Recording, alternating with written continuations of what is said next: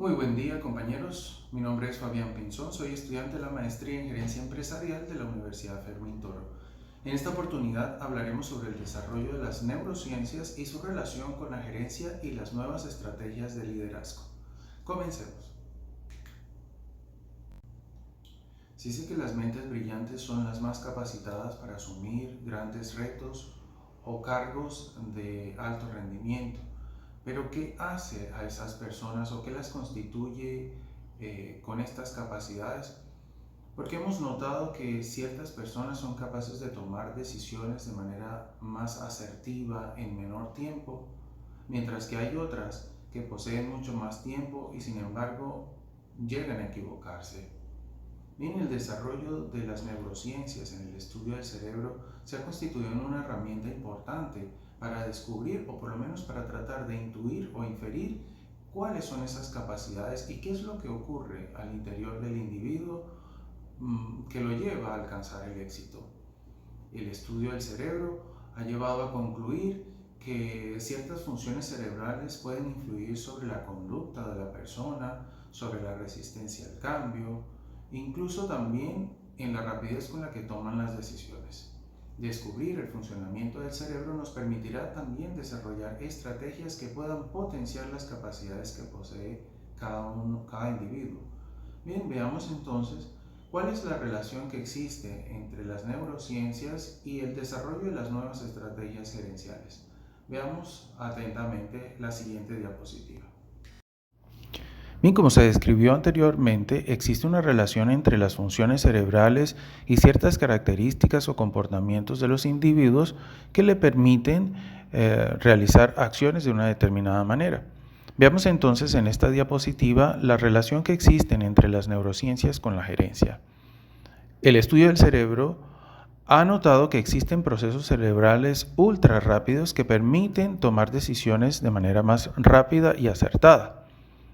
El estudio del cerebro o el desarrollo de las neurociencias pues también ha desarrollado equipos que permiten evaluar o medir esta velocidad. Tal es el caso del magnetógrafo. Pero también se ha visto que la neurobiología ha demostrado que existen ciertas funciones cerebrales que influyen sobre la conducta. Por ejemplo, las funciones de los ganglios basales determinan muchas veces la actitud que tiene el individuo frente a la resistencia al cambio, también el consumo de energía del cerebro, entre otras características. ¿Pero qué hace la neurociencia? Pues la neurociencia ha tratado de determinar qué zonas del cerebro se activan mientras una persona evalúa, por ejemplo, una alternativa. Los estudios han arrojado que el lóbulo perifrontal, especialmente el derecho, es donde se llevan a cabo las funciones cerebrales que permiten tomar decisiones de manera más rápida y acertada. Pero las neurociencias han ido extendiéndose a otros campos de aplicación, por ejemplo, como el neuroliderazgo, la neuroeconomía o la neuroseguridad. En definitiva, se trata de gestionar el cerebro, de descubrir aquellos elementos necesarios que posee el individuo conforme a su preponderancia cerebral o a características en su funcionamiento, en sus funciones cerebrales, perdón.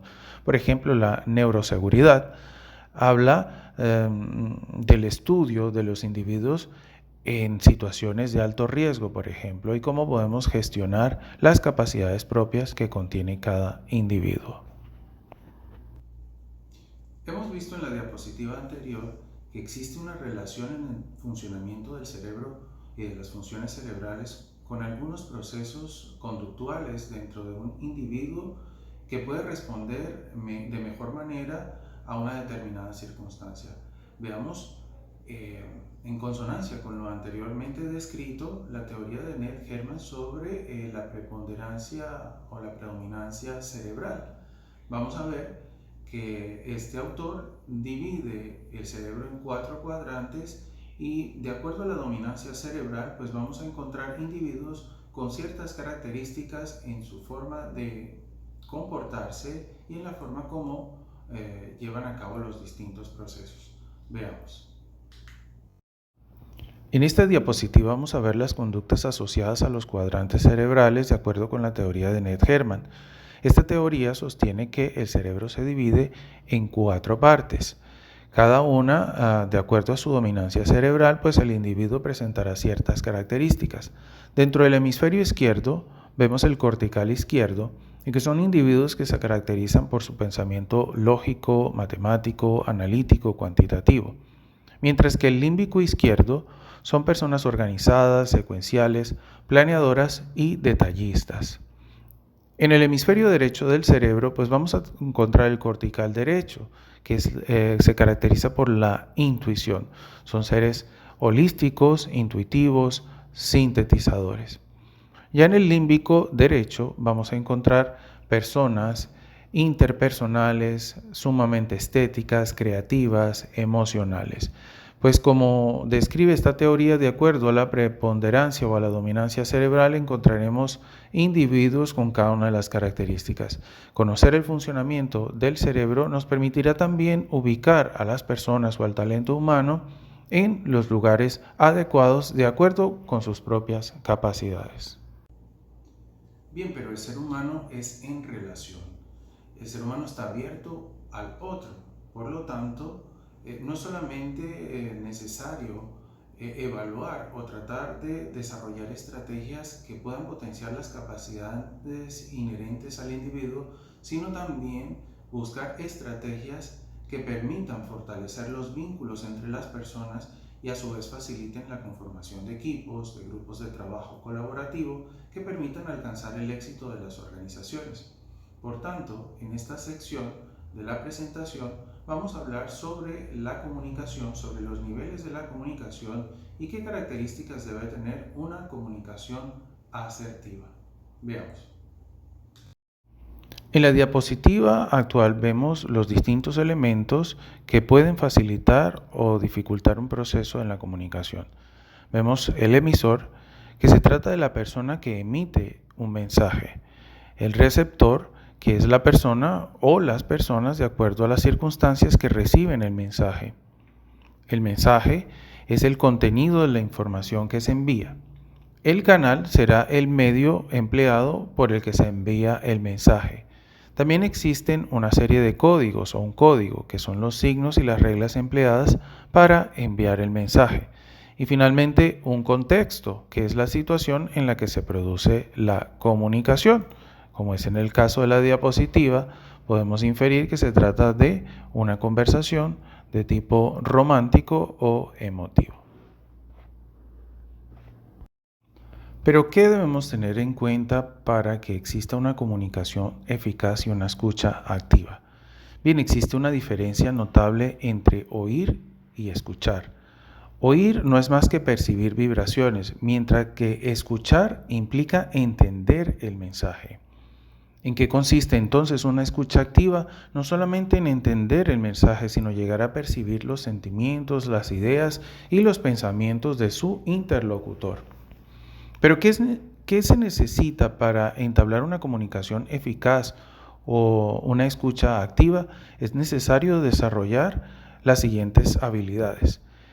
Se debe mostrar empatía con la persona que se establece una comunicación. Es útil llegar a parafrasear para mostrarle a la otra persona si hemos entendido aquello que nos está transmitiendo.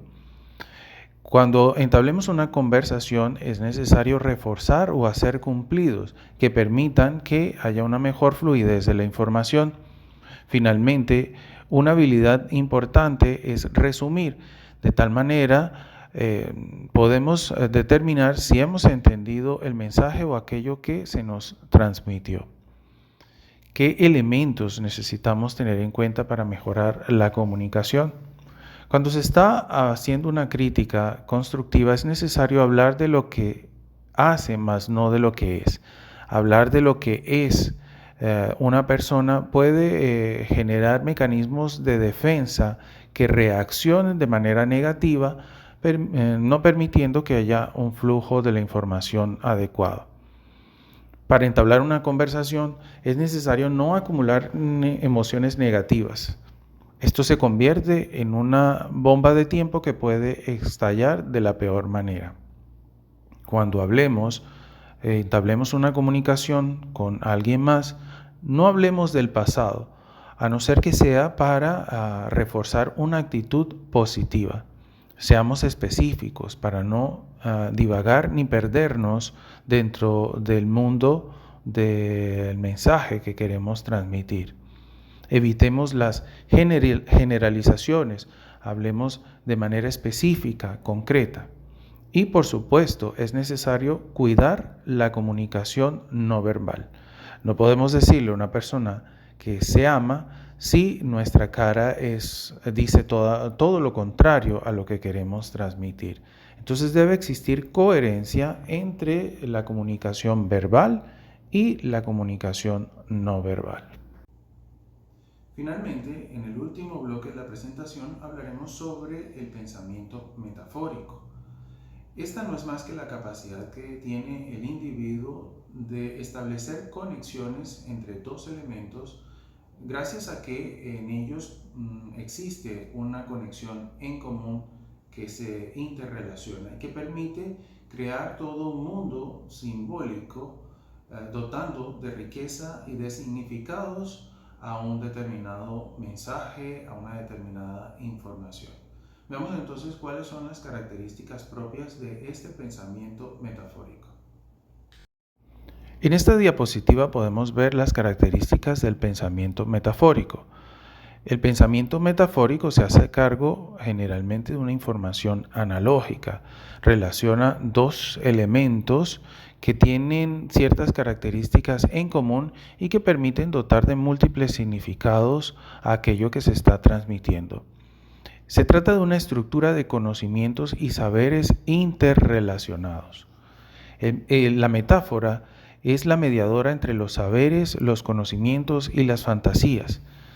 Y a través del lenguaje o del pensamiento metafórico se desarrollan procesos de transformación simbólica que llena de acciones, personajes y dichos y de múltiples significados un determinado conocimiento o información.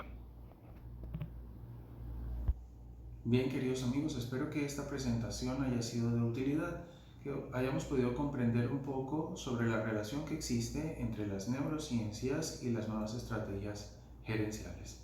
Hasta una próxima oportunidad.